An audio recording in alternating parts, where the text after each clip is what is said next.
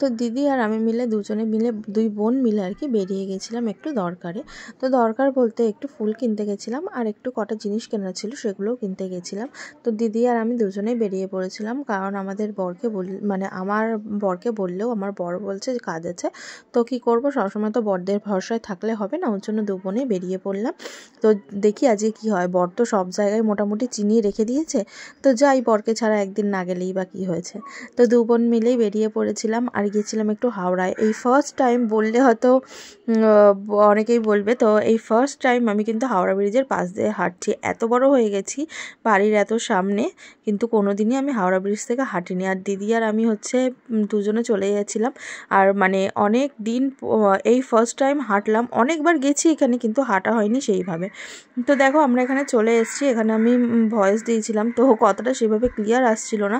তো আমি ওখানে আমার জানো তো স্ট্রবেরি খেতে খুব ভালো লাগে, তো স্ট্রবেরিও কিনে এনেছিলাম। তো আনতে আনতে আমি খাওয়া শুরু করে দিয়েছিলাম। আর দেখো কত ফুল টুল কিনে এনেছিলাম। তারপরে হচ্ছে তোমার যেহেতু ওখানে মানে গেছিলাম, গিয়ে দেখলাম যে স্ট্রবেরিটার বেশ একটু কম দামি। আর আমি হচ্ছে যেখানে কম দাম পাই সেখানেই চলে যাই, যে কম দামে যদি আমি সেম জিনিস পাবো তাহলে আমি কম দামের জিনিস পাই, কেন নেব না। তারপরে আসলাম, এসে এইদিকে সব করে হচ্ছে তারপরে কটা মালা গাঁথতে বসলাম। যেহেতু বাড়িতে পুজো, দায়িত্বটা একটু বেশিই থাকে, সেই কারণে হচ্ছে তোমার এখানে কটা মালা গেঁথে নিচ্ছি। আর হচ্ছে মালাগুলো ছিল হচ্ছে মানে যেহেতু ফুল কিনে এনেছিলাম, মালার এত দাম, ওর জন্য মালা কিনে আনিনি। আমি যে ফুল কিনে নিজেই মালা গেঁথে নেবো।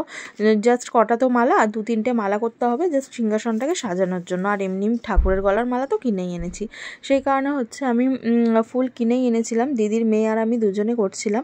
বেশ একটু কটা মালা গেঁথে নিলাম। আর মালা গাঁথতে কিন্তু বেশ ভালোই লাগে, অনেক বছর পর মনে হয় মালা গাঁথলাম। সেই ছোটোবেলায় মালা গেঁথেছিলাম, বিয়ের পরে ফার্স্ট টাইম।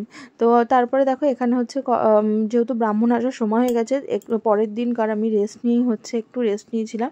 তারপরে কটা ফল কেটে নিচ্ছিলাম, যেহেতু ফল বেশি কাটেনি, কারণ মানে তেমন লোক ছিল না, ওই কারণে জাস্ট ঘরোয়াভাবেই একটু এই শিবটাকে প্রতিষ্ঠা করব বলে নিয়ে এসেছিলাম। প্রায় জানো তো অনেক দিন হয়ে গেল এই শিবটাকে প্রতিষ্ঠা করব করে আর হয়ে ওঠেনি। তো শিবেরও হয়তো ইচ্ছা ছিল যে এই ভালো দিনেই হবে। এটা হচ্ছে শিবরাত্রির দিন আমি প্রতিষ্ঠা করেছিলাম। তো খুব ভালো লেগেছিল এই শিবরাত্রির দিন প্রতিষ্ঠা করতে পেরে মনে একটা আলাদা শান্তি পেয়েছিলাম। এর আগে ব্রাহ্মণকে বলেও দিয়েছিলাম, ব্রাহ্মণ ডেট দিয়েও দিয়েছিল যে কবে পুজো হবে না হবে। তো তারপরে একটু সমস্যার জন্য আর ব্রাহ্মণের সাথে যোগাযোগ করিনি। কিন্তু দেখো এই তোমার হচ্ছে এই শিবরাত্রির দিনেই আমি ঠাকুরটাকে প্রতিষ্ঠা করলাম। বিশ্বাস করো এমন শান্তি লাগছে, এটা অনেক দিনের অনেক দিন ধরে শিবটাকে প্রতিষ্ঠা করব করে সেই কবে তারকেশ্বর গেছি সেই দিনকার নিয়ে এসেছি শিবটা, তো করা হয়নি সেইভাবে। তারপরে ব্রাহ্মণকে বললাম, ব্রাহ্মণের টাইম হবে বললো, তো সেই শিবরাত্রির দিনেই আমি প্রতিষ্ঠা করে ফেললাম। আর কবে থেকে ভিডিওটা এডিট করা আছে, কিন্তু ভয়েস ওভার দেবো করে আর ভয়েস ওভার দিতে পারিনি। তো এখানে দেখো ব্রাহ্মণ হচ্ছে শিব ঠাকুরটাকে শিবলিঙ্গটাকে ভালো করে স্নান করিয়ে নিচ্ছে। আর যেহেতু ঘরের পুজো, ওর জন্য বেশি কেউ তো আসেনি, জাস্ট ঘরের লোকে ছিল। তারপরে একটু ভালো করে পুজো করে হয়ে গেলে তোমার দাদাকেও বলেছিলাম একটু ছুটি নিতে, কারণ কি বলো তো আমি একার দ্বারা না আমার হয়ে ওঠে না। কয়েকটা জিনিস ফল টল কেনাও বাকি ছিল, তো তোমার দাদা সেগুলো গিয়ে সকালবেলা কিনে এনেছিল। আমি বলেছিলাম যে দেখো তুমি যদি বাড়িতে না থাকো তাহলে কি করব। তারপরে তোমার দাদা ছুটি নিল, ছুটি নিয়েই তারপরে তোমার দাদাও হেল্প করেছিল, ফল টলগুলো এনে দিয়েছিল। এর থেকে বেশি তো হেল্পও করতে পারবে না, সেই কারণে। তারপরে যেহেতু দিদি ছিল, দিদির মেয়ে ছিল, আমার আর অসুবিধা হয়নি। আর দেখো আমার সিংহাসনটাকে আমি সাজিয়েছি, কেমন লাগছে বলো তো। আর সিংহাসনটা তোমার ইচ্ছা ছিল এইভাবেই সাজাবো, ওই কারণেই আরও সুন্দর করে সাজিয়ে নিলাম সিংহাসনটা। তারপরে দেখো এখানে হচ্ছে তোমার উনি প্রতিষ্ঠা করবে বলে সব কাজ এক এক করে সারছিল, আর আমি সব কিছুই ওনাকে গুছিয়ে দিয়েছিলাম। তারপরে গুছিয়ে দেওয়ার পরে আমরা দিদির মেয়ে আমি সব বসেছিলাম যে ওনার কখন পুজো হবে। কারণ কি বলতো সকাল থেকে এই অন্য কিছু না, যে একটু জলের জন্য, যেহেতু আমি শিবরাত্রিটা করি না, প্রায় মনে হয় 9-10 বছর হয়ে গেল আমি শিবরাত্রি করি না। কবে করেছি এটাও মনেও নেই। তো শিবরাত্রিটা যেহেতু আমি করি না, সেই কারণে তোমার এইবার করলাম এই কারণে যেহেতু শিবটা প্রতিষ্ঠা হবে, ওর জন্য শিবরাত্রি বলতে শিব প্রতিষ্ঠা হয়েছে তারপরেই আমি জল খেয়ে নিয়েছিলাম। যেহেতু মেয়েটা তো ছোটো, মেয়েকে নিয়ে পারি না গো এখন উপোস করে, সেই কারণেই আরও খেয়ে নিয়েছিলাম। তারপরে এখানে ঠাকুরমশাই এক এক করে ওনার কাজ সেরে নিচ্ছিল সব কটাই, মানে সময়টা একটুখানি হলেও কিন্তু অনেকটা সময়ই লেগেছে। আর উনি খুব সুন্দর পুজো করে বলে ওনাকেই ডাকা হয়। ইনি আমাদের বাবাদের বাড়িতেও পুজো করে, তো এনার পুজোটা দেখে মানে একটা ভালো লাগে যে ইনি পুজোটা করলে। তো এনাকে দিয়েও আমি মানে কার্তিক পুজোও করেছি, সব কিছুই করেছি। তো দেখো এখন উনি আমাকে বললো তুমি তো উপোস, তাহলে জলটা ঢেলে নাও। তো উনি জলটা আমাকে ঢালিয়ে নিল, উনি মন্ত্র বললো, তারপরে আমি জলটা ঢেলে নিলাম। এক এক করে সবাই প্রায় আমরা জল ঢেলে নিয়েছিলাম। আমাদের ওর বাবাও জল ঢেলেছিল, আমিও জল ঢেলেছিলাম, সবাই জল ঢেলে নিয়েছিলাম। আর দিদির মেয়েও যেহেতু উপোস ছিল ও জল ঢেলে নিয়েছিল। তো এই করেই হচ্ছে তোমার সবাই মিলেই করলাম। তারপরে হচ্ছে ওর বাবা যেহেতু উপোস থাকে না চট করে, তো ওর বাবাও বললো উপোস থাকবে শিবরাত্রিতে। আর আমি বললাম যে দেখো তুমি উপোসটা থাকো, কারণ বিশেষ করে ওর বাবার জন্যই আরও আমি শিবটা প্রতিষ্ঠা করলাম, যে ওর বাবা যাতে একটু জল ঢালতে পারে বা ওর বাবা যাতে একটু শিবকে দর্শন করতে পারে, সেই কারণে। যেহেতু সকাল হলেই অফিসে বেরিয়ে যায়, আবার সেই রাতে আসে, সেই কারণেই। আর হচ্ছে দিদির মেয়েও এখানে জল ঢেলে নিল। আর ঘরে এত ধোয়া হয়ে গেছে ওই ধুনোর ধোয়ায় কী বলবো। তারপরে উনি দেখো হচ্ছে একটু কি বলে এটাকে, বিভূতি না কি বলে, ওইটা দিয়ে দিচ্ছিল। তো উনি আমাকে বললো যে তুমিও একটু মাঝে সাঝে যখন জল ঢালবে একটু দিয়ে দেবে। তো আমার খুব ভালো লাগছে যে এই শিবটা আমি প্রতিষ্ঠা করতে পেরেছি আমার ঘরে, জানো না। মানে এক এক করে ইচ্ছা আছে আরও একটা ঠাকুর নেওয়ার। এবার যাই না, যবে সেই ঠাকুর চাইবে আমার ঘরে আসতে তবেই আমি তাকে নেব। কিন্তু আমার বিশ্বাস করো খুবই ভালো লাগে, যেহেতু মেয়েটা একটু ছোটো তো। আর দেখো ঠাকুর সেবা দিতে হলে তো নিয়মিত ঠাকুর সেবা দিতে হয়, যেটা আমার পক্ষে সম্ভব হয়ে ওঠে না। কারণ যেহেতু জানোই মাসের অনেক প্রবলেম থাকে।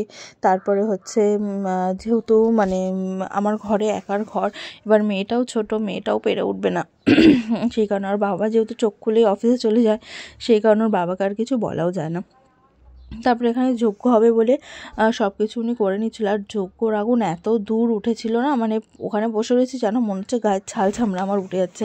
তখন ওনাকে বলছিলাম, মানে যে ঠাকুরকর্তা তাকে বলছিলাম, উনি বলল যে এই দেখো এই যে যজ্ঞর মানে তাপটা, এই তাপটা লাগাও জানো তো গায়ে ভালো। তো তবুও ওই পাশেই বসেছিলাম। উনি যেহেতু উনি বলেছিল যজ্ঞ করবে কিনা, তো আমি বললাম যে না আমি যজ্ঞ করব ঘরে, কারণ অনেক দিন হয়ে গেছে যজ্ঞ হয়নি। প্রায় যজ্ঞ ঘরে যখন গৃহপ্রবেশ হয়েছিল তখন যজ্ঞ হয়েছিল, সেই কারণেই আরও যজ্ঞটা করা। তারপরে সবাই মিলে বসে রয়েছি যজ্ঞ দেখার জন্য। তো সত্যি যজ্ঞটা কিন্তু খুব ভালো লেগেছিলো, মানে বেশ অনেকটা আগুন উঠেছিল। আর বলি নাকি যত আগুন উঠবে তত ভালো, জানি না এখন ঠাকুরই জানে কি ভালো কি মন্দ। তো যেইটুকু করেছি মন থেকে করেছি, যেইটুকু পেরেছি সেইটুকুই করেছি, বেশি কিছু করিনি। সবাইকে মানে যেটুকু করেছি আমার মন থেকে সম্পূর্ণটাই করেছি, যেটুকু আমার মন চেয়েছে আমি সেটুকুই করেছি, বেশি কিছু করিনি। তো যেহেতু শিবরাত্রিতে উনি বললো যে আর তোমার কী বলো তো, শিব যে পুজোটা একদম কিন্তু সিম্পল বলো, এতে কোনো কিছুই নেই। তো এখানে বসে বসে কথাও বলছিলাম, আর তোমার যজ্ঞও দেখছিলাম সবাই মিলে। আর ওখান থেকে আমি জানি না এটা কে ক্যামেরা করছিল, আমাদের ওর বাবা করছিল না আমার দিদির মেয়ে করছিল, কারণ ওরা বসেছিল ওই দিকেই। তো কে করেছে আমি খেয়াল করিনি অত। তো তারপরে দেখো এখানে হচ্ছে পুজোটা যেহেতু হয়ে যাচ্ছিলো, আর সত্যি কথা বলতে পুজোটাতে অনেকটা মানে শান্তি পেয়েছি, মনে একটা শান্তি এসছে। তো এই ভয়েসটা অনেক দিন থেকে দেবো করে আর দেওয়া হয়নি, যেহেতু এখন একটু টাইম পেলাম। কারণ হচ্ছে আমার মেয়ের কাছে ফোন থাকলে মেয়েও আমাকে দিতে চায় না, তো এখন যেহেতু একটু টাইম পেলাম ওর জন্য এখন একটু ভয়েস ওভারটা দিয়ে দিলাম।